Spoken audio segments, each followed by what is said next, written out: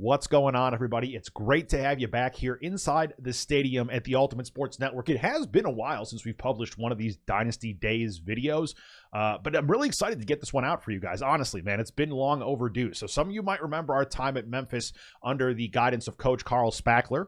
If you don't, no worries. That's what these videos are for. So we're going to send on over to the stadium here. We've got the first half of Season 2 coming your way at Memphis, and it all starts right now. Well, folks, we are here with Season 2 coverage at Memphis, and I got to say, it's great to have you all with us. Now, today's opening matchup, I'm not going to lie, this season opener right here, it's a tough one. We got number 9 in the country, and you can see they were getting to us early with the pressure. That being said, we did get a big kick here to help us out to get on the board first on the road. So a 3-0 lead here early is always nice to see. Now, obviously, that wouldn't last very long against a team like this. We had to kind of expect that they would respond in this way. But hey, you know what? It's the first game of the season. If you saw our first season, you probably remember our team was under 500. Now, you can't do dumb stuff like we just did right there where you run it on 4th down and put them in great field position. Luckily, we did slow them down, keep them to a field goal as well. Now, as you can see on this next series here, 𝘋𝘺𝘯𝘴𝘵 looking downfield, starting to get some movement in a positive direction. It's going to be Charity Santa, and then it's actually going to be the running back, 𝘋𝘺𝘯𝘋𝘢𝘻𝑦 junior, who caps this thing off with a nice rushing touchdown. So all of a sudden, just like that, we got a tie game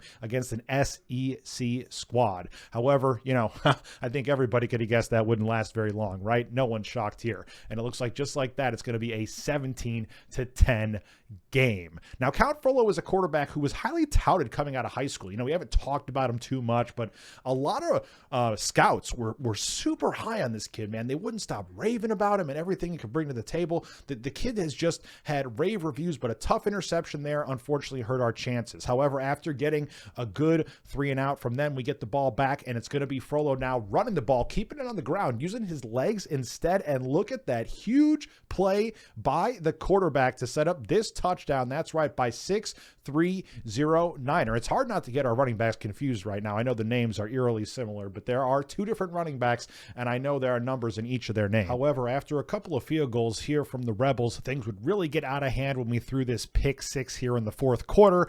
This would really give them a nice little bit of breathing room against us, so this kind of made it much trickier for us to even try to get back into this game. Now, look, we weren't going to give up and just throw in the towel. There's still over 4 minutes to go, and we do find tight end Moroccan Scott down the field for a huge touchdown grab. Well done by him. No one was in front of him, really had plenty of space out there. However, they would respond with a very easy open touchdown of their own, and at this point, time is really running thin. As you can see, we're under a minute to go. We air this thing out with no chance really in the world. And Memphis Nation, at this point, can we just take a collective exhale? I mean, I know Season 1 was a tough grind.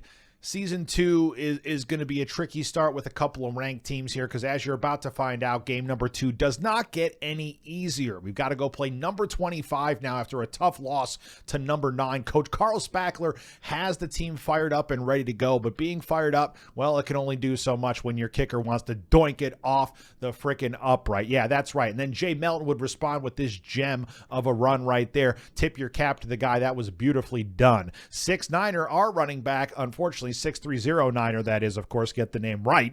Yeah, that guy fumbles the ball. So everything that, I don't know, could go wrong, may have gone wrong, potentially could have gone wrong, has pretty much gone wrong to this point. But hey, one thing that goes right, Polly Pocket. Yeah, that's right. You can count on Polly Pocket to get you some kick returns. The guy's a speed demon. And hey, man, we need anything we can get, honestly. I'm not going to be too picky right now. We'll get points wherever we can get them, okay? Utah here with a dominant run by Jay. 41 yards on that one, and then his running back mate, Aaron Stone, would cap it off with the touchdown. Yeah, that's right. But 𝘋𝘺𝘯𝘴𝘵𝘺 says, hey, I can do some cool things out here too. Look at me. Hey, guys, you see? Yeah, me, hey, yeah, touchdown. Boom, take that, 𝘋𝘺𝘯𝘴𝘵 to the house. But again, Buster Barnes and this freaking team, Utah, just relentless when it comes to scoring these touchdowns. Oh, wait, you wanted another? There you go. Travis Walker into the end zone, 7 more points. Luckily for us, Judge Judy, said, hey, I can respond. But guess what? Aaron Stone said, I'll raise you one. And this game feels like a scoring fest right now, folks. You get 6-3-0-9er out here in the open field. He puts a spin move on, and the points are just going on up. It feels like we're in the casino and the machines are ding-a-linging. But oh my, what is going on out here? Utah just will not relent on offense. We are not going to be able to get back in this thing unless our defense decides to step up and make a stop. And well, doesn't seem like that's going to happen here today, does it? So for 2 games in a row, we take the L. And now here for game number 3 in season number 2, guess what? Another ranked opponent. That's right, number 4 Army coming to town. Now, we don't have a lot of fans in the stands. I know some people have been questioning this season's attendance, speculating a little bit about if the boosters will still be behind this team going forward unless there's some type of improved attendance on the season. So for all you Memphis season ticket holders, we do encourage you to come out to these games. The more support you show your team, the better it could be for the future of the program. Now, speaking of the future of the program, there might not be much of one if we continue to take these L's like this, but a good response to them scoring a touchdown here early as we get one of our own. Now it's going to be quarterback 𝘋𝘺𝘯𝘴𝘵𝘺 𝘋𝘢𝘻𝘦. That's right, our other quarterback, not 𝘋𝘺𝘯𝘴𝘵. We got a couple QBs who can play for this team this year, and this guy 𝘋𝘺𝘯𝘴𝘵𝘺 is getting his chance right here, and he is doing just a fine job with it, as you can see. Great touchdown throw right there to Huntington Beach, bad boy, and a beautiful grab. Puts us up 14-7 here early. However, Army, being the number 4 team in the nation, I mean, what, you didn't expect them to respond? Like you thought this team was just gonna, let us go up and not say anything? Yeah, no, I'm sorry, wrong, incorrect. But hey, great response here, folks. A forced fumble and a pickup, and we're gonna take this all the way back to the house just like that. You love to freaking see it, and the defense out here making plays against one of the top 5 teams in the nation. But once again, their running game continuing to remind you what exactly they can do. I mean, that's just, you can't defend it, folks. You can't defend it, and Sean Summers into the end zone once again here today. Another clumsy play though by Army, and we get on this, and it's Cook once again, right place, right time. And now here at the beginning of the 4th quarter, can we finally take advantage of everything in front of us? Can we take out one of the best teams in the nation? And 6 putting us ahead. A big defensive play there to bring up a 4th down. 6 getting the ball back again and getting into the end zone. And oh my God, will the Tigers be able to pull this off? It's going to be close, folks. It's coming down the stretch here, and hey, Army has a chance as Roderick Miller punches that one in with under 2 minutes to go. Now it's going to be on 6 to ice this thing, boys, and look at what he's doing, taking it down the sidelines, staying inbounds, forcing them to use those timeouts. And for the first time this season, the Memphis Tigers are victorious, and boy, does that victory taste so sweet. A number 5 team goes down. What a win it is. And after 2 tough losses to open the season, our squad finally bounces back with their first win here of season number 2. Now turning our focus to our next game here in Houston. The Cougars get out to a hot start, up 7-0 here early. Dan Thomas on the 37-yard reception. Give that man some credit for sure. 𝘋𝘺𝘯𝘴𝘵𝘺 would pitch this one and set a nice little block right there to free up his running back, 6'3" Niner, who ends up getting us a nice big run downfield, 54 yards on that one total, folks. 𝘋𝘺𝘯𝘴𝘵 would then find an open tight end. That's right, Moroccan Scott in the back corner of the end zone. Beautiful play right there. However, no surprise, the Houston Cougars respond once again. 14-7 game. And the funny thing is about winning that game last week, you think about how big of an emotional victory that is against a number 4 team like Army. And then you come into a game against a 1-2 Houston team on the road. You think, hey, this should be a game that we should be easily competitive in. We just beat the number 4 team. And all of a sudden, you look up at the scoreboard in Houston, folks. Yeah, that's right. Up 21-14 here. So we have a little bit of time before the half trying to make a miracle play happen. Unfortunately, when you do that, sometimes it backfires, as you can see. And now, just like that, Houston back in scoring range. You can't give away points like that, folks, unfortunately. And not only would they get points, they get a touchdown, even worse with that Dan Thomas touchdown. So to go into half number 2, we're down by 14. We do have a cheat code. His name is Polly Pocket. So luckily for us, this does keep us somewhat in the game for the time being. And considering we get the ball back here, 𝘋𝘺𝘯𝘴𝘵 runs this thing on the option play. No need to pitch it there. Just takes it himself, because what's the point when you could just handle it yourself? Might as well. The guy says, I got this. Just watch me. The problem would be that, look at this, Houston would come right back, get in field goal range almost immediately, get 3 points on the board.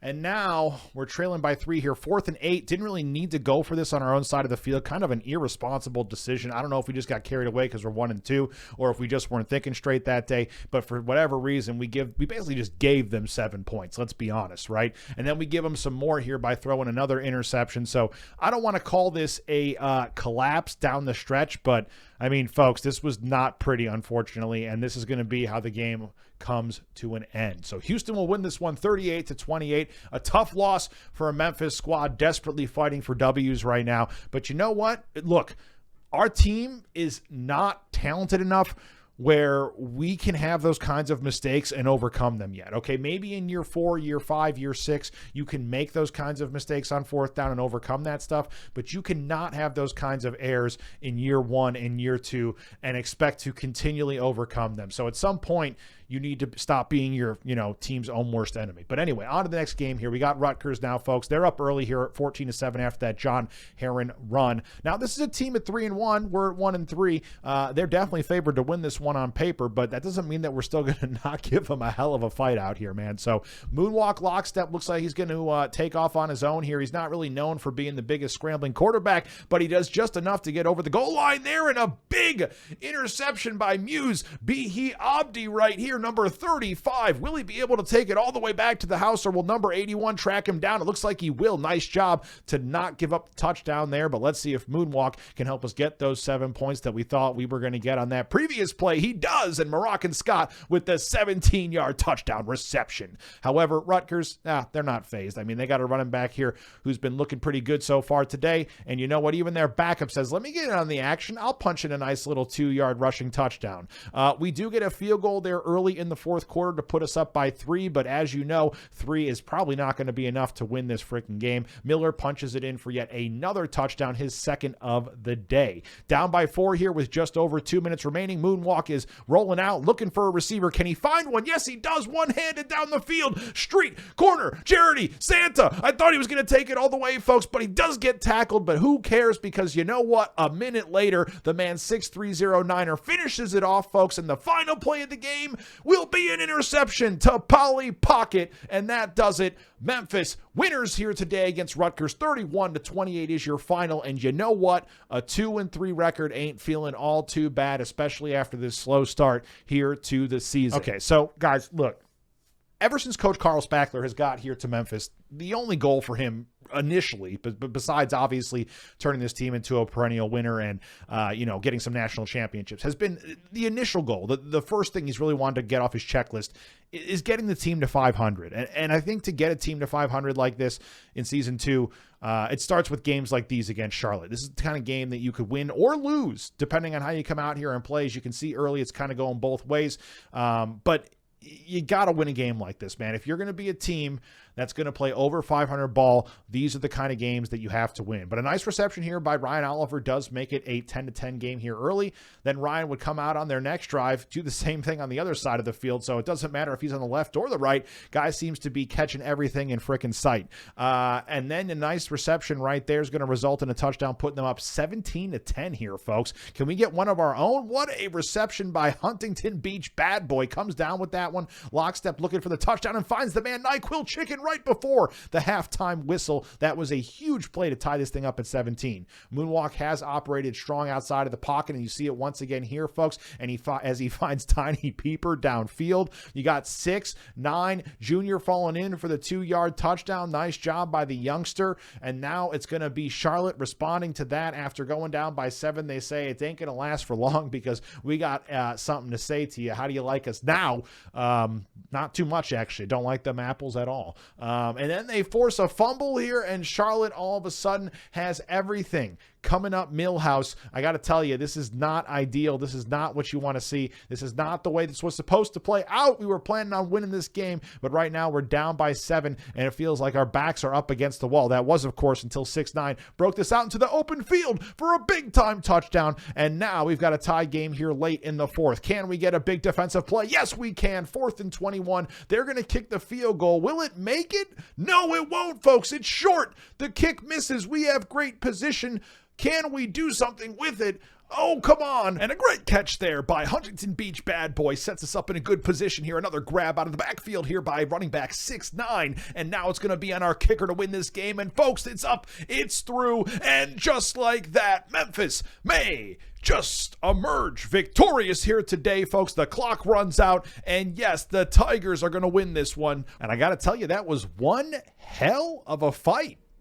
I mean, look at these Memphis fans. They're pumped up, man, and they rightfully should be. They've been waiting a long time to see some W's, and it feels good to finally get one done for them, man. So we have the second half of Season 2 coming up for you guys in our next video. You'll obviously get to see this recruit that we just got, Ray McMillan, progress for our team as well. He'll be renamed, but we'll talk all about that more next time here on the Ultimate Sports Network. Just wanted to take a quick second here to thank all you guys for taking the time to watch our first Dynasty Daze installment here on the channel in quite some time. Now, if you want to like the video or, of course, subscribe to the channel, you know we appreciate the heck out of that. All that being said, we also stream, of course, on Twitch Monday through Friday, 10:30 a.m. Central Time. Come on through, enjoy some sports games with us. We're always there having some fun. Hey, folks, you know what the last thing we're going to say is? It's been a little while, but hey, class is in session. See you back here next time.